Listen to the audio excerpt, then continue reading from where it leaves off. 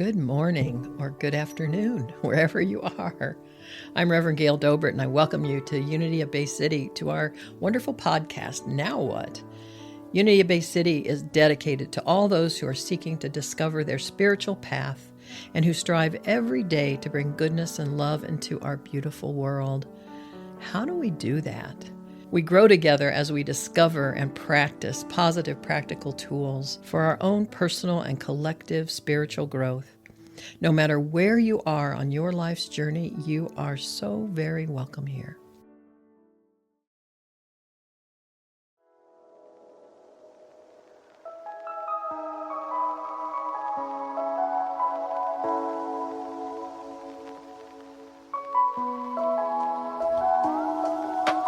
Hello and welcome to Now What? My name is Scott Love and I will be your host as we explore the interesting and magical world of Gail's mind. All right, so how you doing today, Gail? I'm better than I was a little while ago. Excellent. Laughter is wonderful. Magical. Yeah. Have you heard of laughter yoga? Oh, I am a certified laughter yoga instructor. Oh, geez. Yeah. I was introduced to it at a 3 days light gathering, and I saw these people go through this process where, they looked at the facilitator and they're like, this guy is a little weird, but we'll do it anyhow. And they started with that. Yeah, the fake. And then they looked at each other, and then within literally less than a minute, probably less than a minute and a half, they were rolling, laughing, and it was. And then I started finding out the science of it and how, the endorphins, like when you laugh, and what it does to your heart, and what it does to bring oxygen into your body. That it literally is. Laughter is the best medicine. It truly is. That's incredible. How did you get into laughter yoga? When I was in ministerial school, myself and two of my friends went to Chicago. We heard about it. I saw a book about it and went to a training to be facilitators of it and the science behind it. It was started by a doctor, and he knew that laughter is the best medicine. It really is healing. So he wanted to make this little group. And so he and his wife and another doctor or something, they were like, okay, so let's tell jokes. And then they're like, well, that didn't really, because some jokes are really funny to somebody and they might insult somebody else. So they're like, okay, how can we do this? And so they just kept trying, and they just laugh, just start laughing. And just like what you demonstrated, just kind of, right. And then you get the feel of it. So some of the things that we did was, like when you're doing your daily chores, like vacuuming. Right. So we pretend like we're vacuuming and we laugh as we're vacuuming. Laugh as you're doing things that are mundane. Just by yourself, just laugh. So. And it's good. Like it makes you live long. From what I've heard, live longer. Less stress, less anxiety. Mm-hmm. But I've always wondered how they measured the whole "they live longer" thing. Is it like they had a blind study of 50 people, 25 of them laughed a lot? Yeah, probably. Yeah. That's how those studies go. That's interesting. But yeah, it feels silly at first, and that's part of the magic of it. Letting yourself be silly, even when you're by yourself. Very good. So what's on your mind today? Yeah. Well. Now what? Now what's been on my mind? And now what? Yeah, now what? As I was thinking about that, because I love the name of our podcast, and I had introduced the term "now what." I mean, it's not like nobody's ever said that. Usually, a lot of people say "what now," but now what just is like we're like, now what? But then I thought, what if we turn it into, now what? Right. Because, you just won $1 million. And you go, now what? Now what do I do? Do I sell? Do I buy a big house? Now what? Right. So it can be something positive. It doesn't always have to be because right now with our political scene and the fear that's running rampant in our country, we get into, oh my God, now what's going to happen? So what about now what? And another term that goes right along with that a friend of mine has a whole. We did a workshop with this on the term "what if." Oh, what if this goes wrong? What if that? Like insurance salesmen love the "what if you have that accident?" Right. And so, but she turned it to, "What if it all goes right?" What if it all goes She wrote a book, Mindy Odland, and she's got a whole big following, and they do really fun stuff together. But so it's not like being a Pollyanna, like looking always on the bright side, right? But there always is something to look at that you can lift your energy up, like laughter yoga, to pull yourself up out of the dregs of, just now what am I gonna do? Right. And say, well, now what opportunity do I have? So at Silent Unity, which is Unity World Headquarters prayer ministry that I was the director of for almost 10 years, and I would say, now what? And my response was to myself and have others say is, now pray. Now what? Well, now pray. We go there first. And when you say that, sometimes people are like, oh, brother, it's like, rollers. But prayer, affirmative prayer, is a core teaching of unity. Yeah. And that's how the whole thing started. Affirming what it is you want, not beseeching and begging a deity in the sky that there isn't a deity in the sky. There is an energy field of love, and you can call it God if you want it to feel personal, right, or whatever you want, or Jesus, or Buddha, or Krishna. Ernest Holmes, the creator of Science of Mind, religious science, he said the universe responds to us by corresponding. So it's our correspond. So the energy that we're emitting, if it's negative or worrisome or all the negative things you can think of, the universe is going to support you in that. Yeah. It's like, so maybe more negative things keep showing up, or you're feeling less than prosperous, and you affirm that. I just don't have any money. I don't have enough money. I don't have, right. And the universe is going to say, okay, we'll support you in not having enough money.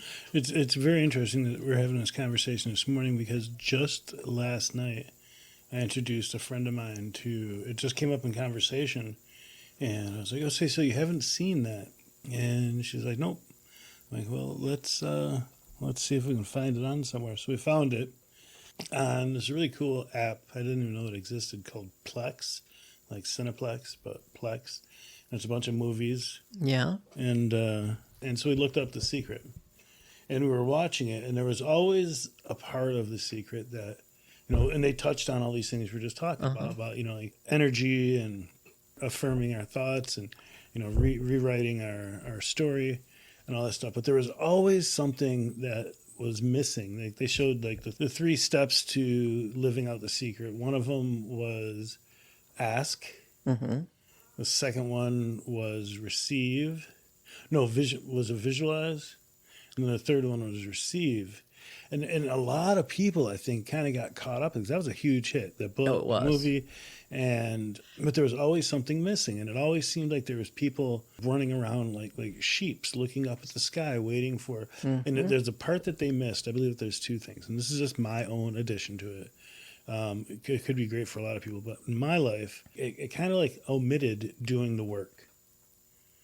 Just ask and get ready to receive. And it's like, the way I always thought about it is, God will give you the map, and God will give your spirit, will give you knowledge of what the treasure might be, but you still have to do the work. Right. And prayer is a part of that work. Prayer is a core of that work, and it comes in many different forms. Yeah. Prayer does. Affirmative prayer really is at the heart of even meditation practices and quiet contemplation. But I think the thing that The Secret did, and why it got so many people excited about it, it was out way before I went to ministerial school. But 2006, I think. I went to ministerial school in 2007. And when I was being interviewed, they said, "Well, what did you think about The Secret?" And I said, "I think it's a primer for a new thought for metaphysics." It was a primer, and it got people excited. But even just saying ask That's not really what we're doing. We're affirming it. I am, I have, I am this. And so the ask is kind of a gray area. Who are you asking? Right. Because we were born with all of these talents. We were born with all of these capabilities to create. The creator, the universal intelligence, God, if you want to call it that, which is sometimes God triggers people in negative ways and Right. sometimes it's positive. So by whatever name, it was this amazing intelligence that made us to be creators. Not up there pulling all the strings Right. because it is the creator. God is the only creator. That wisdom that we're born with said, you're the creators. So it's more like claim than ask. Yeah, claim. Claim. Claim your truth. Claim your whatever. Right. The rest of it, though, I thought was pretty on point. And in one part that he did, there was a gentleman, and I can't remember his name, he did speak to the actual doing the work part of it, but he did it in an indirect way. He was speaking about this vision board that he had created years before realizing he was living in the house that was on his vision board. And I thought that was a neat story. I'd like to research and find out. Vision boards are really helpful because, we're very visual, some people more than others. I like the visual part of things and I like to write but no, that's a good tool. See, there's a lot of these amazing spiritual tools and you just need to discover them. But then the key to it is to use it. To do it. To do the So work. when you're do the work, Chop wood, carry water. that's right. And I actually brought this point up to the person I was watching with last night, and she was like, "So that's that faith without works is dead part." I'm like, "That's exactly right. You can believe all these things. You can believe that the grocery store has the food that you need, and you can believe that maybe somebody will come by and drop it off on your front porch exactly how you want it." Or you can get off the couch, put your key in the ignition, drive there, get it yourself, bring it back home.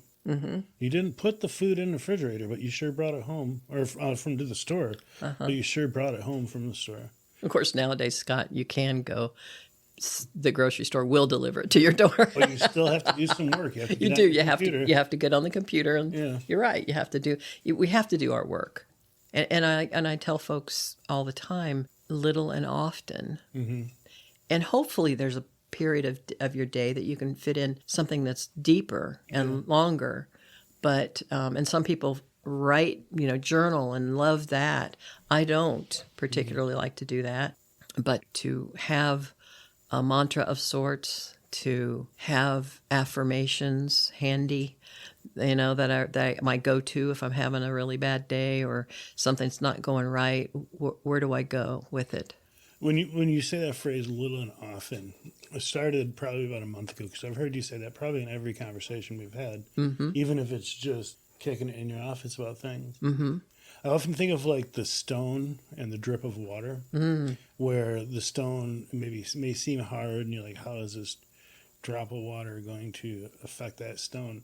But if you put that stone in a place where that drip of water is just going to constantly drip, drip, drip, drip, drip, drip, drip, drip, little and often, eventually it's going to wear through that stone. It will. Yeah. It also makes me think of that Made a Difference for that one story about the boy and his father are walking along the beach. Have you heard this story? And there's a bunch of little sand dollars on the beach. And the kid's excited. And he's like, "Dad, what's going on with these starfish or these sand dollars?" And he goes, "Well, they get washed up on the shore during the tide, or they come up in the tide, and then when the tide goes out, they get stuck and they dry in the sun. You've seen them, you see them in the little shops." Yeah. And the kid's like starts freaking out, and he starts picking them up, and he starts throwing them back in the water, and he's like trying to save all the, and the son, and the father's like, "Boy, it's not going to make a difference. It's happening all over the place. There's thousands of them." And he looks at the dad, and he picks up another one. He throws it in the water, and he says, "Well, I made a difference for that one." Oh, And I was like, "That's pretty cool." that's pretty cool. Yeah. Yeah. Little and often. Little and often, the little things we do and the thoughts that we think that either erode our existence here on this planet or on certain areas of our life, or they lift us up. And so when we pay attention to our thoughts. And that's why we take time, little and often, and in longer periods. What was I thinking about today? What thought kept running through my mind and running through my mind like a rut? We get into a thought rut. And that's, if it's a positive, and meaning that if it's uplifting, because you say positive and negative, people are like, oh, positive thinking. Well, I know that positive thinking is very powerful. Mm-hmm. And if that doesn't float your boat, then it's more of a, is this meaningful and helpful and uplifting in my life, what I'm thinking and what I've thought all day, or when I get mad at somebody and I just berate them in my head over and over again, or get mad at myself, how is that enriching my life? Is it enriching my life? What's going to be the outcome of that? What's going to be the outcome of that? So you say stuck in a rut with our thoughts. And I actually saw this video. It might have been a speaker, a guy who was talking about neural pathways in our brain. Oh, yeah. And if you follow this, it's like neural pathways are kind of like a path along the trail. If you don't tend to it, it's going to get overgrown. It'll be harder to run through it again. So it actually is stuck in a rut when we're thinking, and if we're always thinking this, because the neural pathway is going to follow the path of least resistance, the pathway that's already been cleared. Mm-hmm. So it's like it's going to automatically go into that pattern that leads to the next thought. And that's why it is kind of difficult shaping our mind into thinking new thoughts, because we're literally creating a new trail in our mind. We are. And it takes repetition, and it takes repetition, and it takes repetition. It takes repetition. And it's the body always takes the path of least resistance. Yeah. Because like if you have an abscessed tooth, it's going to find a way out, and it's usually out your cheek. And it's just going to find some place where it can escape because of the pressure when you have an abscess. But Joe Dispenza, Greg Braden, they're powerful. Joe Dispenza really brought the creating new neural pathways to, like The Secret did for affirmative prayer. Mm-hmm. It's powerful stuff. There's one little book. It's a little book. It's in 4 chapters by Portia Nelson. Okay. A Hole in My Sidewalk. No, I'm not familiar with that. It's so great because she walks down the sidewalk and there's a hole and she falls in, and it takes her forever to get out, just stuck in there. Mm-hmm. So then she goes down the street in the next chapter 2, and she goes down the same sidewalk, falls in the hole, and it takes her less time to get out. So in the 3rd chapter, she walks down the sidewalk and walks around the hole. Then in the 4th chapter, she goes down a different street. Hey, yeah, that's right. So those kind of little ditties, help us grasp what we're doing. But truly the spiritual practice, and you don't even have to call it spiritual practice, but our neuro pathways, our heart, our mind, all culminates into what shows up in our life. Right. And so when we can take time to pay attention to our thoughts. And, when my kids started driving and stuff, I didn't say, be careful, because my father said that all the time. Mm-hmm. Be careful. He was very, Push you on more on that. Yeah, trying to, he was worried for our safety, so we were. But I'd say, okay, where are you going? Okay, all right, pay attention. I love you. Have fun. That was our family. You don't leave the house unless you say that. Yeah. So pay attention to the traffic around you. Pay attention to, your thoughts distracting you? What are those thoughts that are distracting you? So if we take time after a busy day or even a quiet day to sit and just be with the thoughts and just, what did I think? What was I thinking of that? How come I thought about that so much today? What's that about? And that's your inquiry. And then you can say, I am a calm and quiet person. I am in control of my thoughts. Right. Those kind of things, you can kind of get in there and create that other sidewalk. A good segue thought to be, like when you have that moment of realization that something's off or something's on. Uh-huh. Now you can say, now what? Yeah. Sorry, I had to bring it back. No, you're absolutely right. Now what? Perfect. That can be our our entry into shifting to the other sidewalk and shifting those neural pathways. Now what? And so if you start going down, oh my gosh, now what am I going to do? And now what am I going to do? Let's see, what are my options? What are the options I don't even know about yet? So that's where the ask or the affirmation of, I see and know all my options, and I choose the very best one for me. Kind of like playing a pool in a way. You know, if you just run down to the table and you just shoot away aimlessly, your balls are going to flying all over the place. But if you can take the time to stop and look at all the different angles and what happens if you hit it here, if you have the time. Okay, so now what's my shot? Now what am I supposed to do? Yeah. Okay, let me see. Okay, I'm going to aim up on this cue ball, and I'm going to, I could take all the time in the world, and I'd still miss the ball out of the pocket or something. Right. Well, again, that's where practice comes in, right? Exactly. Then you practice, and it's like, okay, I'm going to practice this until I'm really good at it, and then I don't have to worry about it anymore. That's not quite the way it works, because our life changes. With every breath. Our whole body changes, and so we get to play in the field of all possibilities, which is a Rumi thing, you know, out be on right doing and wrong doing. There's a field, and I'll meet you there. So we mind that gap and create the life that we want. Not wish for, not hope for, but create. Right on. So we say, now what? Now what am I going to create today? Very good. So yeah, now what? This is good stuff. Anything new happening around here? Well, we're going to have a women's retreat, the Wonder of Women, in September. So we are planning that. So stay tuned for information on that. Women's retreat. Yeah, we've got another drumming circle happening here this week, I believe. And so check out our website. There's lots of really amazing things. Marianne Jordan's going to be doing another class on the human energy field. Nice. And so lots going on. Good time interviewing her last time. Yeah. You ever hear how women got to be called women? So, God made Adam first. And I know, I'm kidding. Maybe he didn't make him first, but anyhow, he's gathered all his angels, and he's got all his little dudes running around, and he gets them all in the big amphitheater in the sky, and everyone's really excited because he's about to unveil his new creations.